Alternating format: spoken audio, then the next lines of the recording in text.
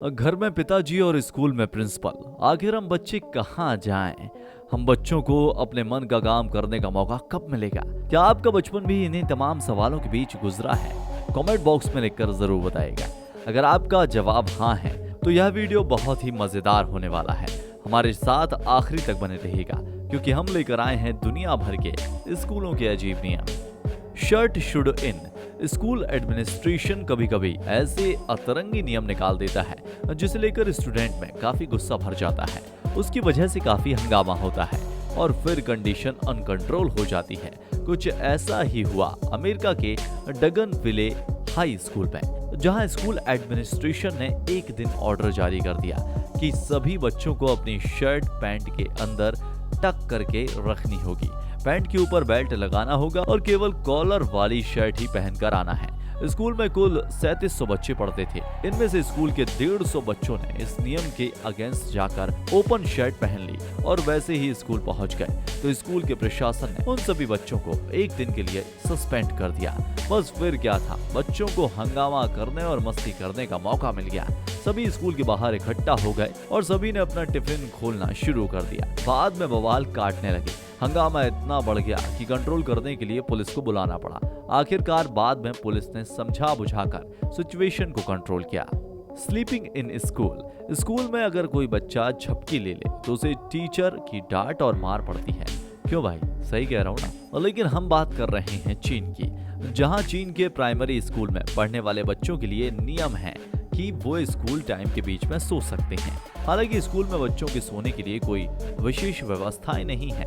उन्हें क्लासरूम में अपनी डेस्क के ऊपर ही सोना पड़ता है। हालांकि इस तरह सोते हुए बच्चे जमीन पर भी गिर सकते हैं और उनका जमीन पर गिरना खतरनाक हो सकता है। लेकिन फिर भी यह नियम चीन में लागू है।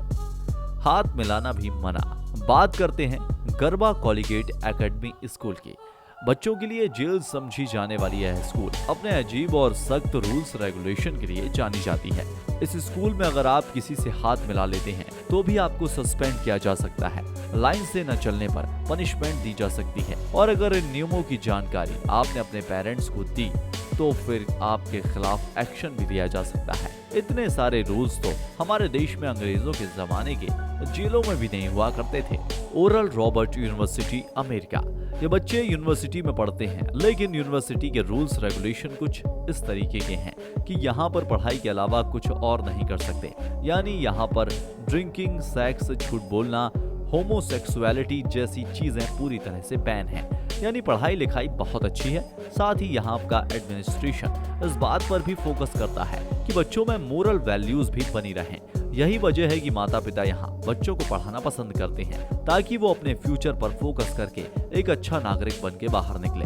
हालांकि यहाँ बच्चे आना पसंद नहीं करते क्योंकि यहाँ रूल्स तोड़ने पर इतनी जबरदस्त सजा मिलती है जिसे वो जीवन भर याद रखते हैं। नो नकल ओनली अकल। परीक्षा में पेपर लिखते समय अक्सर कुछ बच्चे नकल करते हैं जो ज्यादा पढ़ाकू नहीं होते। उनका ध्यान नकल में उतना ही ज्यादा लगता है और नकल करने के अलग अलग तरीके भी खोज लेते हैं। कुल मिलाकर बचपन से ही सिस्टम को बेवकूफ बनाना सीख लेते हैं, फिर आगे चलकर जिंदगी भर उल्लू बनते भी रहते हैं और बनाते भी रहते हैं। मगर अब जरा इस स्कूल पर नजर डालिए। यहाँ परीक्षा देने आए सभी बच्चों के सिर को इस तरीके से कार्डबोर्ड से कवर कर दिया गया है ताकि ना तो बच्चे इधर उधर देखें और ना चीटिंग करें। वैसे आपने अपने स्कूल के एग्जाम हॉल में चीटिंग की हो या किसी को चीटिंग करते हुए देखा है क्या? कमेंट बॉक्स में लिखकर जरूर बताइएगा। डिस्टेंशन। यह वर्ड सुनते ही दिमाग में अजीब अजीब से ख्याल आने लगते हैं क्योंकि डिस्टेंशन का मतलब है टॉर्चर। यह होता है achievement first round middle school में, जहां की एक स्टूडेंट इयाना ने बताया कि वो अपने टीचर के साथ आंख से आंख मिलाकर बात करने में झिझकती थी।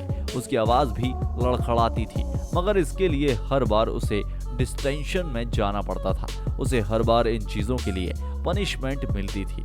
यहाँ तक कि अगर आप झुक भी गए हैं तो भी आपको डिस्टेंशन में जाना पड़ता है। स्कूल का ये नियम बच्चों के लिए टॉर्चर है या नहीं, यह आप और हम नहीं समझ सकते, लेकिन बच्चे इस तकलीफ से होकर गुजरते हैं। जापानी स्कूल। जापान की एडवांस टेक्नोलॉजी के आगे तो पूरी दुनिया झुकती है। वह जो भी करता है जबरदस्त करता है और उसका कारण है यहाँ के बच्चों के स्कूल। पढ़ाई के अलावा यहाँ के बच्चों को 3 चीजें सिखाई जाती हैं।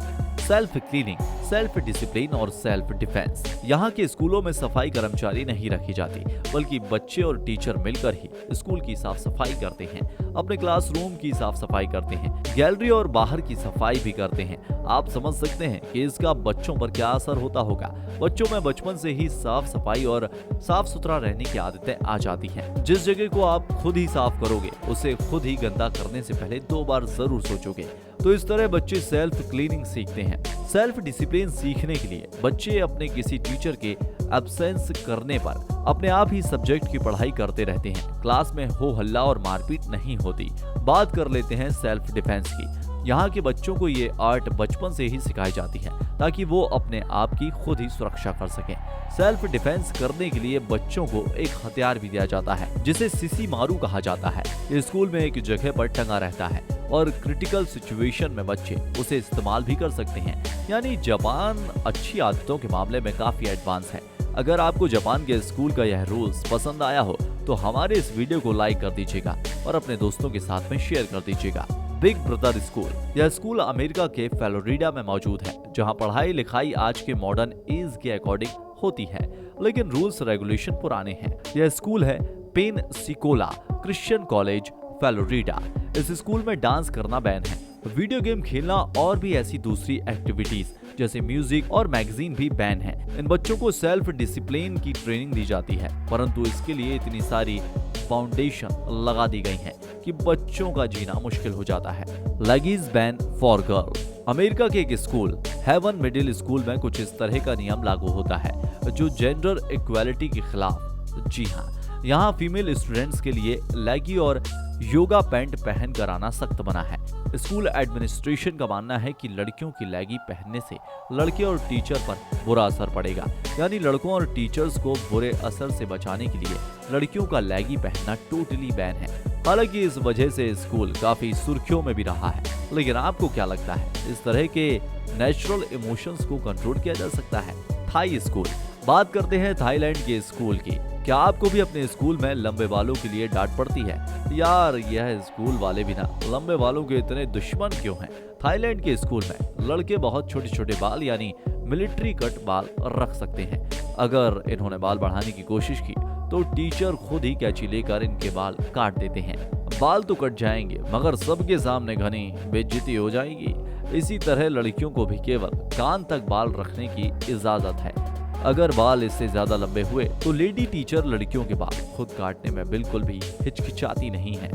सिलेबस प्रेशर, यह चाइना के स्कूल हैं जहां बच्चों का सिलेबस टीचर को पूरा करना ही पड़ता है। फिर बाढ़ आए चाहे कोई भी समस्या हो, स्कूल किसी भी सूरत में बंद नहीं होता और बच्चे कुछ इस तरीके से स्कूल जाते हैं। कुछ बच्चे तो पानी में खड़े रहकर भी पढ़ाई करते हैं। यह चीन का स्कूल है, इसलिए यहाँ तो कुछ भी हो सकता है। नॉर्थ कोरिया के स्कूल, जब बात किम जोंग उन के स्कूलों की हो तो दिमाग तो झन्ना ही जाएगा, क्योंकि वहाँ के तानाशाह किम जोंग उन ने वैसे भी अतरंगी नियम अपने देश में लागू कर रखे हैं।